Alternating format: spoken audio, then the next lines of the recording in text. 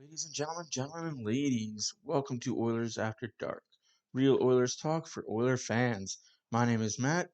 Oilers win 7-2 against the Vancouver Canucks. Although it was the Abbotsford Canucks for all intents and purposes. But we still play La Bamba, baby. The Oilers played top guys, even though the story does not belong to any of them. The story tonight belongs to Dylan Holloway. Have yourself a point night, kid. 3 goals. You got the hat trick and assisted on one. Everyone was questioning this kid, seeing if he would be the NHL opening night roster.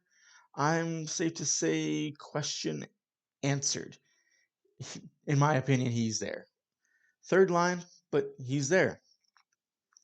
Campbell played his first full game, looked good, made 28 stops out of 30 shots. Let in a really weird one off of CC, but it's preseason. Things like that happen. Holloway opened up the scoring in the first period, assisted by Nurse and Hyman, the lone goal of the period, which saw the Oilers outshoot Vancouver 12-10. It was a penalty-filled period for the Oilers. They took 3 penalties, and they had one power play of their own, which neither team scored, so Vancouver finished 0 for 3. The Oilers finished 0 for 1.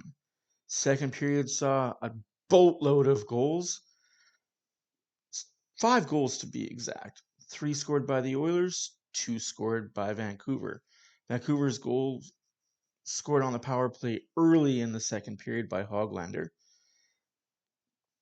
And Garland scored later on in the period to make it 3-2 Edmonton lead. In between the 2 Canuck goals, we saw Hyman score a goal on the power play, assisted by McDavid and Bouchard.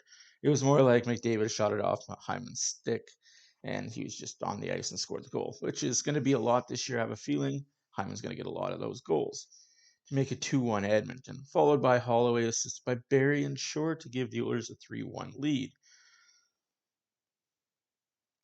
The Oilers scored a third goal in that period. Goes to Barry, assisted by Hyman and Holloway. Holloway, kid, have yourself a good night.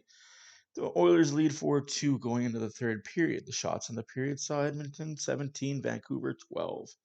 Vancouver went 1 for 2 on the power play. The Oilers went 1 for 1. Again, Oilers played all their top guys. Vancouver didn't. Vancouver's starting goalie tonight was Dilia, and he didn't look bad. Didn't look bad at all. But again, Oilers played top guys.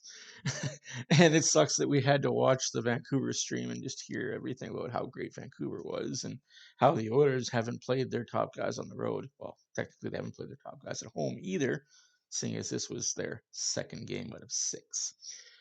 So, yeah, moving on. We've got 2 more games left in the preseason. I expect to see the Oilers in at least one of them. And yeah, so we're going to move on to the third period here. Third period was much the same for the goal scoring, except this time, Oilers, all Oilers, pretty much all Oilers. It got underway the same way it ended. Dylan Holloway completes the hat trick. This time it's unassisted. Oilers lead 5-2. Now, Holloway had a snipe. He had a good snipe. He had good hands. He was fast. He was hitting the body. He's everything we wanted Puljujärvi to be. It's not fair to Puljujärvi. He is on the other wing as Holloway, and I was reading a lot of that online too.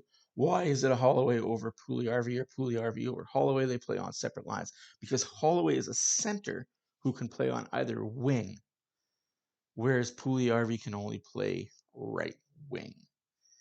So, yeah, is it Puljujärvi or Holloway? I don't think that's the way it is, but for all intents and purposes, for what we're hearing, Puljujärvi had to play himself out of the top 6. Holloway had to play himself into the lineup. I so far it's looking like Holloway has played himself into the lineup and Puljujärvi has played himself out of the top 6. Work on it though, kid. You got time. 2 games. Put you in. Get some points. Again, more goal scoring. This time Foegele with back-to-back goals. His first goal was assisted by Virtanen and Shore. I will talk shortly more about Virtanen. Didn't look good for most of the game, had the assists, but again, you want to be on the team, show us more. And assisted by Shore. Shortly thereafter, Fogle makes it 7-2, assisted by Shore again and Samarokov. Shore had himself a quiet 3-point night, just quietly going about his business. That's what a fourth line player does. You go about your business, you put up points when you have to or need to. But more importantly, you keep pucks out of your zone and out of your net. If you're playing offense as a fourth line, you're not playing defense. Top lines aren't scoring on you. It was good to see. Again, it was Vancouver Canucks farm system team. But hey, you're going to get nights like that in preseason. Unfortunately, not all was good for the Oilers on this night. Benson left with a lower body injury. Man, this kid cannot buy a break.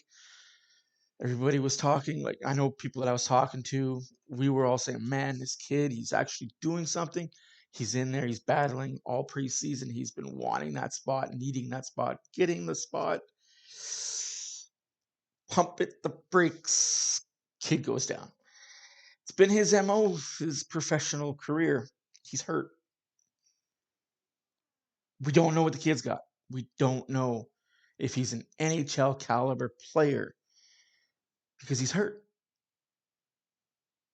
Just sucks for him that he's hurt. He could have all the talent in the world. He could be a potential top line player, but he's hurt. So can't really judge what you do on the ice when you're not on the ice.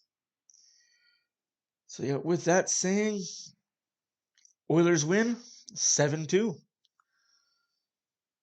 Vancouver finished the night 1 for 5 on the power play. Oilers finished 1 for 4. The next game is Wednesday night in Abbotsford against these very same Vancouver Canucks. But I won't say very same. Don't say very same. It'll probably be the Vancouver Canucks, not the Abbotsford Canucks. It'll probably be Demko in net with all of their studs, aside from, I think they're missing one or two guys, Horvat being one of them. But hey, I expect to see a better Vancouver Canuck team on Wednesday, as they should be. There are rumors going around and floating out there that the Oilers are going to send McDavid, Draisaitl, Hyman, and a lot of their guys out to Abbotsford as well. As John Garrett alluded to on the Sportsnet broadcast, Sportsnet, he does his thing. But I'll believe it when I see it. I hope they do go, but at the same time, I hope they don't. Again, it was good. It was great.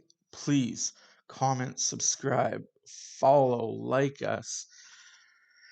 Go follow us on our Facebook page, Oilers After Dark. Follow me on Twitter, Oilers After Dark, or at Matt Mormon. I say a lot of stupid stuff on Twitter. I'd probably piss off a lot of you Oiler fans for what I say, because I stick by. I'm behind Vertan until he's not on the team. Like, I won't bash the guy. He'll make stupid plays, agreed. But I won't openly bash him for off-ice shit. Again, thank you for watching. My name is Matt. Tell all your friends. We're 9 days away from opening night, Edmonton, Vancouver. I will see you all Wednesday.